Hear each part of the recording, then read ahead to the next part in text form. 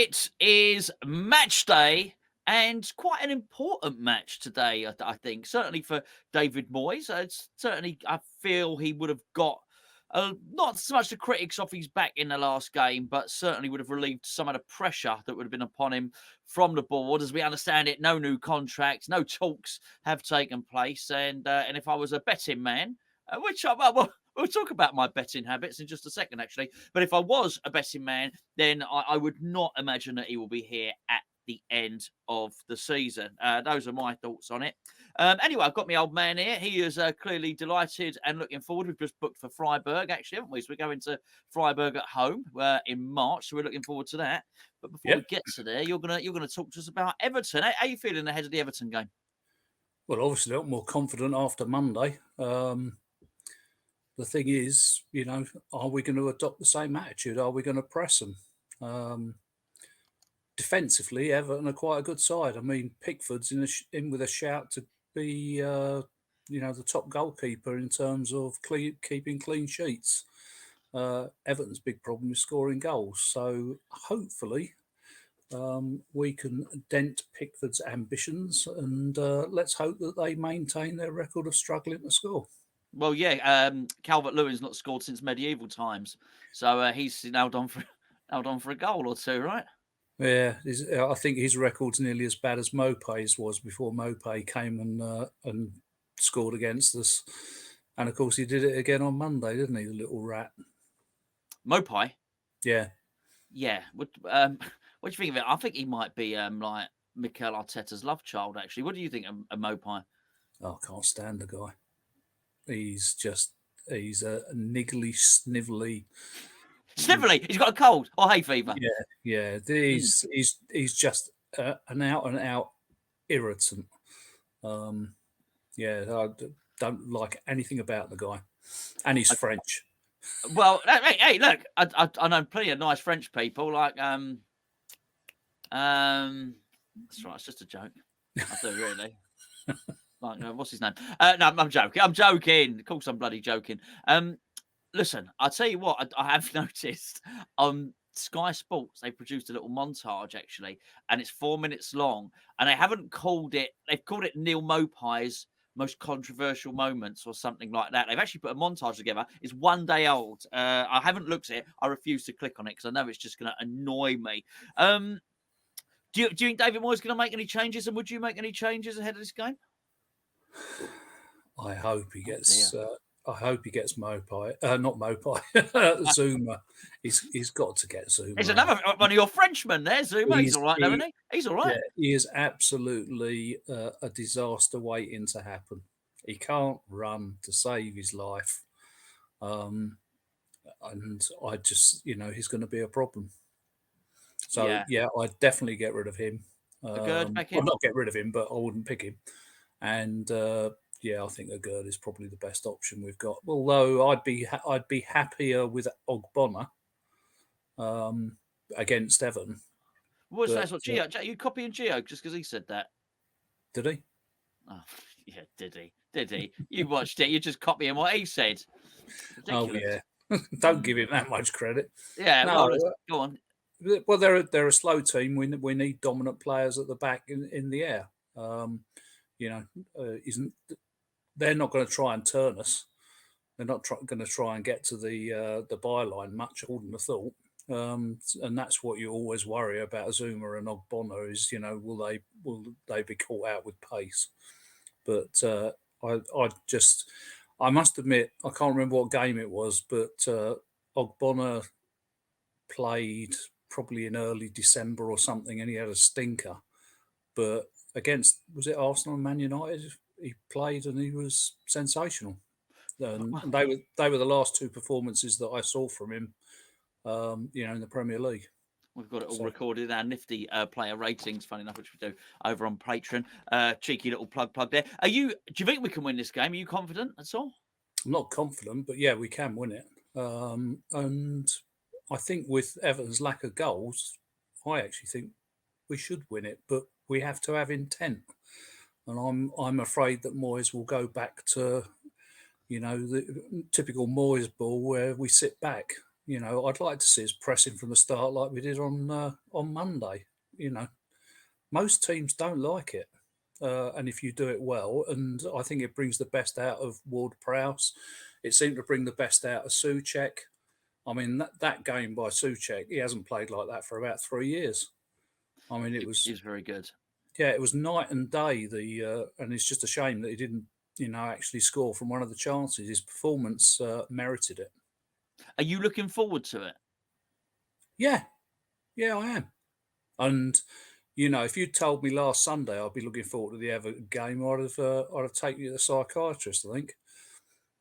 Well, yeah, I know, but yeah, look, it's been hard to look forward to games. It really has, and I just think it's really hard. The natural assumption is that it's all down to one player, and I think it's easy to think that, and I think a lot of it is down to Paqueta coming back. I really do. I think he makes Emerson play well. He puts a spring in a step with everybody else. But I can't discount this thing that Jarrod Bowen getting in and amongst the.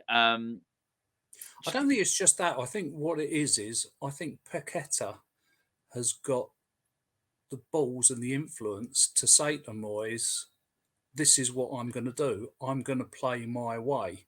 And I think when he's on the pitch, that gives the other players, the players up front, I think that emboldens them. And, they feel that they can be a little bit more creative and have a go at people. But, Moyes still made some big mistakes on Monday. I can't believe when we went 4-1 up, I can't believe that he didn't start substituting players. So far, we've been really lucky this season. We've had hardly any injuries. We've got a really thin, small squad, and injuries really hurt us. And, he needs to be resting players when games are won. And I know our defence isn't as good as it should be, but, Brentford, at the point where we went 4-1 up, there was no way Brentford were going to score another 3 goals, in my opinion. No, I would have taken Bowen off. Bowen should have come off after 80 minutes. He absolutely should have done. There was 7 minutes injury time. Incrementally, those 17 minutes, they all add up over the course of the season. I'm absolutely with you on that. By the way, I've rumbled you because about 3 or 4 days ago on a video, I said emboldened, right? And now you've said emboldened. You were copying Gio. You want to get a bloody mind of your own, quite frankly. Who taught you the word emboldened? Not you. Not you. Oh, you can't. Mightn't have taught you much, but I taught you that. Well, anyway, who knows? Oh, sorry. Breaking news. I'm glad you're going swimming. It's become a bit of a superstition, isn't it? I think. Yeah. I am banging trouble. Don't wear those leopard print speedos. It's not again. Not again. Absolutely not. It's all right. Actually, that's the wrong product. I was going to promote the wrong product. They've got nothing to do with this one. Don't worry. It's all good. But I am just a little bit worried if we win again, then I do think the evidence for it being Paqueta becomes a little bit slimmer, and then people start looking for the reasons why the upturn in form from West Ham, and it becomes me taking up swimming and going swimming. If we go on a majestic run and I'm swimming all the time, then I think there'll be no doubt about it. But look, I'm swim for the win is what I'm saying. And by the way, if you would like to win something, then I'll tell you now, look no further than Match Bingo. Match Bingo is sponsoring this video. So many of you have won so far. Up to this point in recording, 7 people have won. You lot watching, and you're just the ones that tell us. I mean, and most people don't even leave comments. Most of the people who watch videos don't leave comments. The link is in the description below. Match Bingo, you've got to be 18 and over because it is a betting app.